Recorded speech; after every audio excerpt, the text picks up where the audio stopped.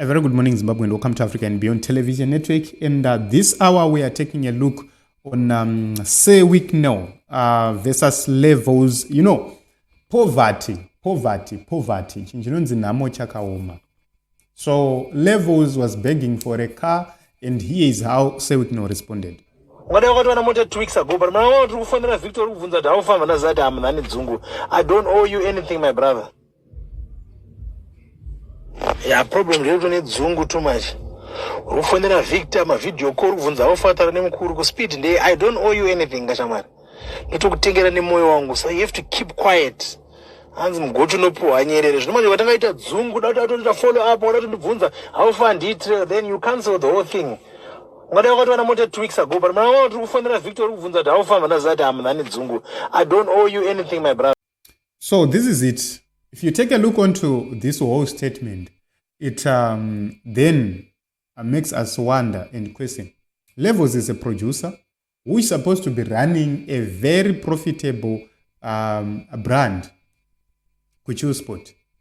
In a normal Zimbabwe, ndo angadai vachitori mbinga.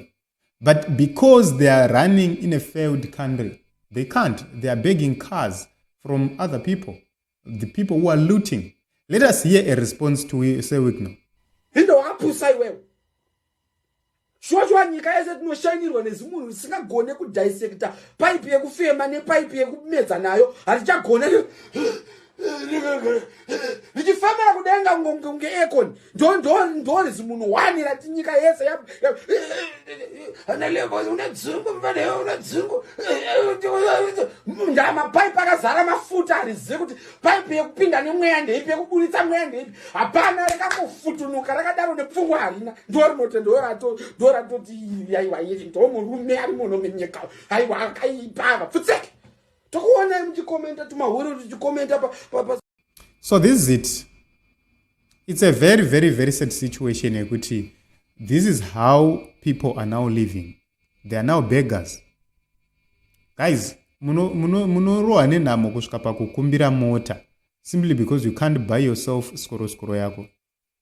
Inini, I always say it's better to drive a skoro yangu yandinoita 2 days kuti from Harare to Masvingo than to beg a car from another man. I will never do that. I will never beg a car from another man.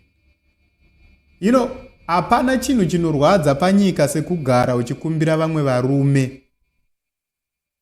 It's better to be content with whatever which I have. Zviri nandifambe nebhasikoro nemotorbike or whatever kana netsoka kana ndisina. But ndakachengetedza dignity yangu.